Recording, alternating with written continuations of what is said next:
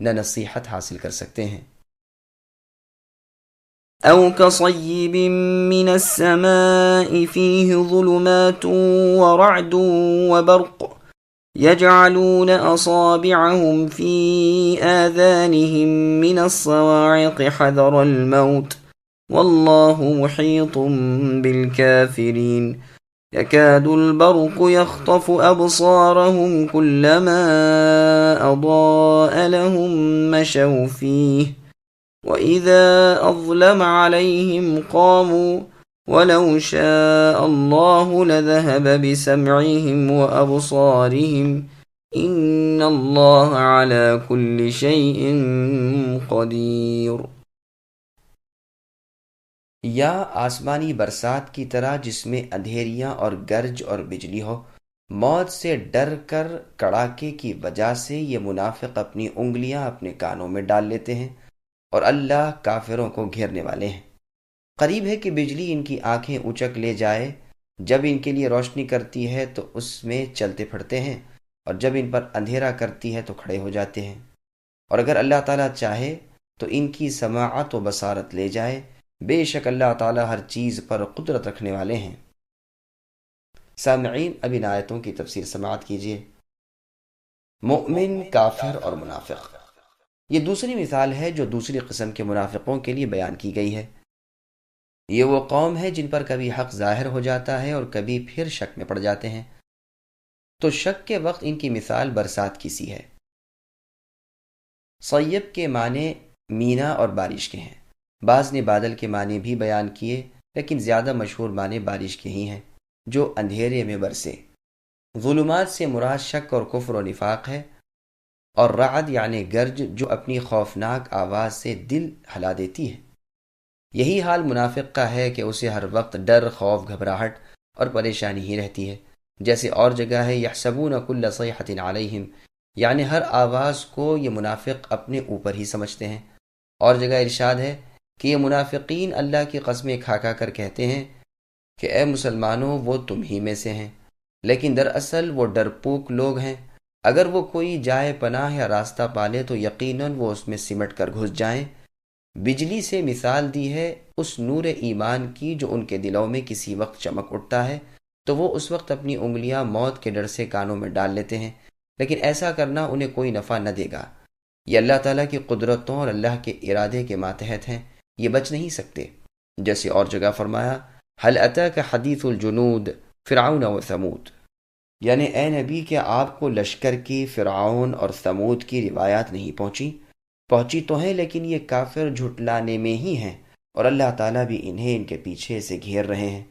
بجلی کا آنکھوں کو اچک لینا اس کی قوت اور سختی کا اظہار ہے، اور ان منافقین کی بینائی کی کمزوری اور ان کا ضعف ایمان ہے۔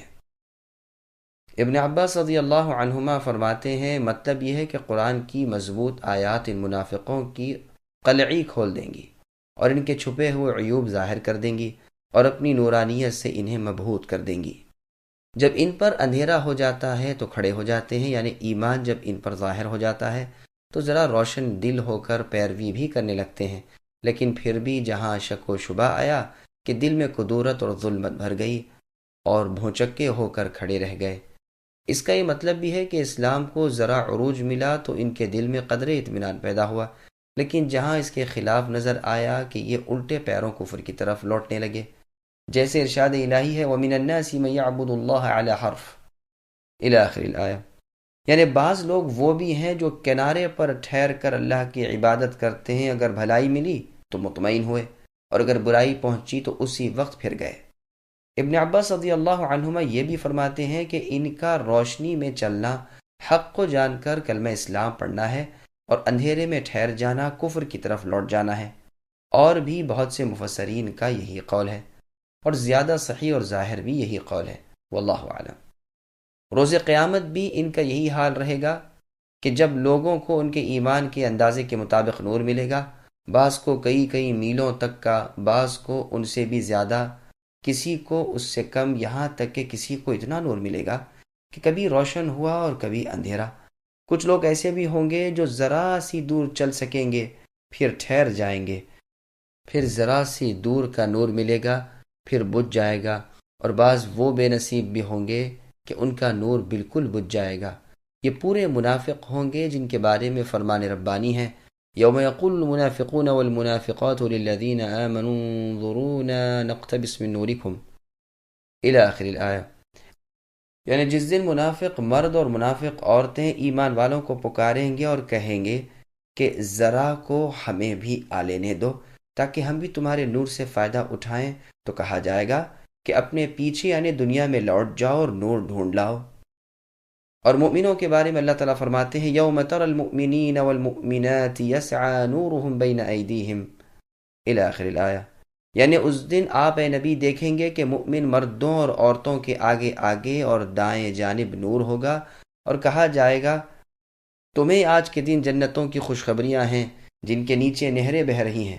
اور فرمایا جس دن نہ رسوا کریں گے اللہ تعالیٰ نبی کو اور ان لوگوں کو جو ان کے ساتھ ایمان لائے، ان کا نور ان کے آگے اور دائیں جانب ہوگا۔ وہ کہہ رہے ہوں گے اے ہمارے رب، ہمارے لیے ہمارا نور پورا کیجئے اور ہمیں بخش دیجئے، یقیناً آپ ہر چیز پر قادر ہیں۔ ان آیات کے بعد اب اس مضمون کی احادیث بھی سن لیجئے۔ ابن مسعود رضی اللہ عنہ فرماتے ہیں، ایمان والوں کو ان کے اعمال کے مطابق نور ملے گا، بعض کو کھجور کے درخت کے برابر، کسی کو قد آدم کے برابر، کسی کو صرف اتنا ہی کہ اس کا انگوٹھا ہی روشن ہو، کبھی بجھ جاتا ہو کبھی روشن ہو جاتا ہو۔ ابن مسعود رضی اللہ عنہ فرماتے ہیں، انہیں نور ملے گا ان کے اعمال کے مطابق جس کی روشنی میں وہ پل صراط سے گزریں گے۔ بعض لوگوں کا نور پہاڑ کے برابر ہوگا، بعض کا کھجور کے برابر، اور سب سے کم نور والا وہ ہوگا جس کا نور اس کے انگوٹھے پر ہوگا، کبھی چمک اٹھے گا اور کبھی بجھ جائے گا۔ ابن عباس رضی اللہ عنہما فرماتے ہیں کہ سب توحید والوں کو قیامت کے دن نور ملے گا، جب منافقوں کا نور بجھ جائے گا تو موحد ڈر کر کہیں گے ربنا اتمم لنا نورنا، اے ہمارے رب ہمارا نور پورا کیجئے۔ ضحاک رحمۃ اللہ علیہ کا بھی یہی قول ہے۔ ان حدیث سے معلوم ہوا کہ خالص مؤمن وہ جن کا بیان اگلی 4 آیات میں ہوا، خالص کفار جن کا ذکر اس کے بعد کی 2 آیات میں ہے، اور منافق جن کی 2 قسمیں ہیں، ایک تو خالص منافق جن کی مثال آنکھ کی روشنی سے دی گئی، دوسرے وہ منافق جو تردد میں ہیں یعنی شک اور شبے میں، کبھی تو ایمان چمک اٹھتا ہے کبھی بجھ جاتا ہے، انہی کی مثال بارش سے دی گئی ہے۔ یہ پہلی قسم کے منافقوں سے کچھ کم ہے۔ اسی طرح سورہ نور میں بھی اللہ تعالیٰ نے مؤمن کی اور اس کے دل کے نور کی مثال اس منور چراغ سے دی ہے جو روشن فانوس میں ہو، اور خود فانوس بھی چمکتے ہوئے تارے کی طرح ہو۔ چنانچہ ایماندار کا ایک تو خود دل روشن، دوسرے خالص شریعت کی اسے امداد، پس روشنی پر روشنی، نور پر نور ہو جاتا ہے۔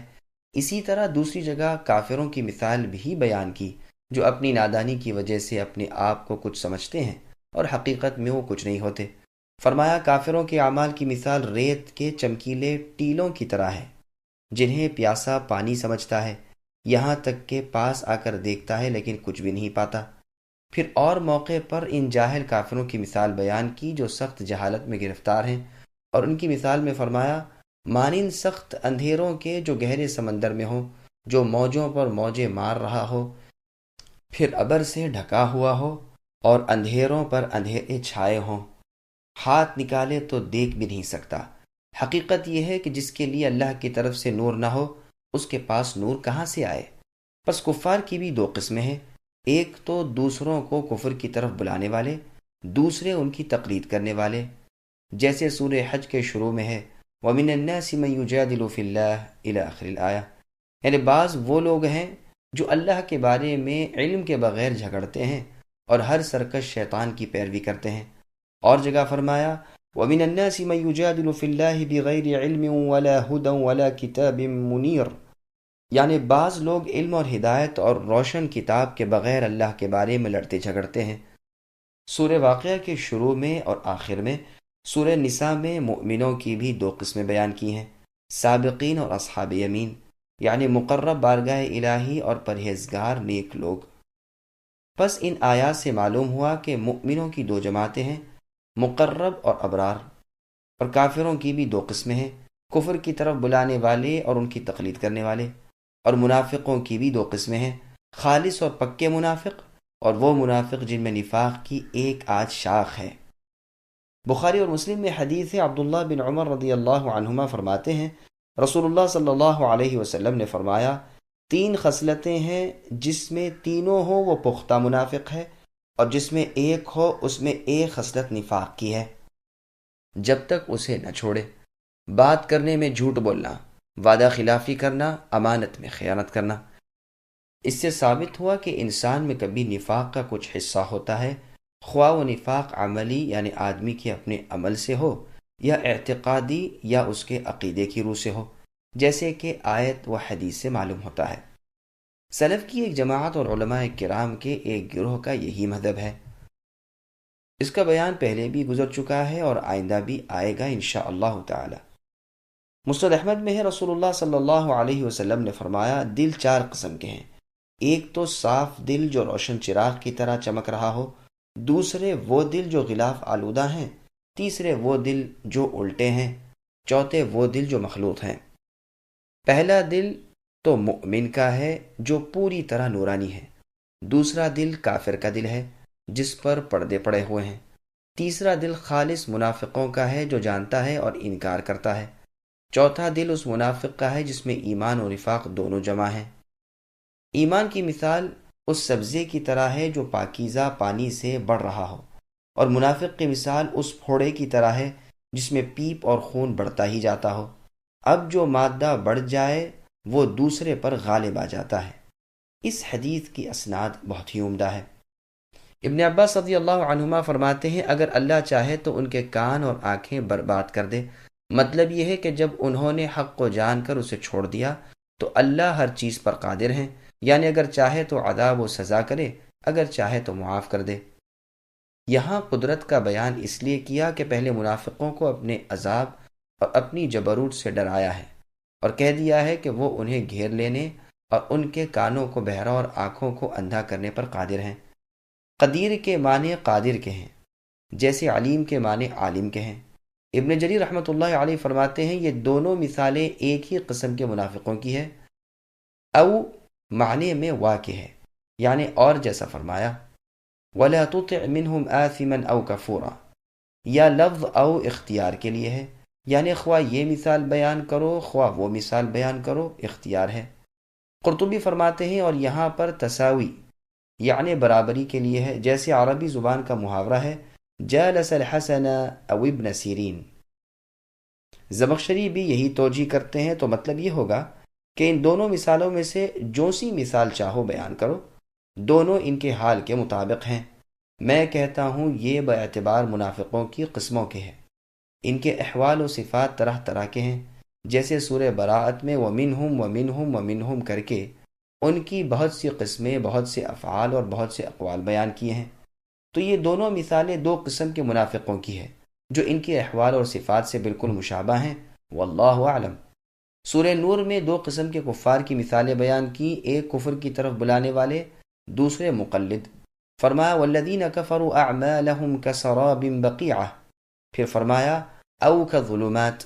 پس پہلی مثال یعنی ریت کے تودے کی کفر کی طرف بلانے والوں کی ہے جو جہل مرکب میں پھنسے ہوئے ہیں، دوسری مثال مقلدوں کی ہے جو سخت جہالت میں مبتلا ہیں، نہ نصیحت حاصل کر سکتے ہیں۔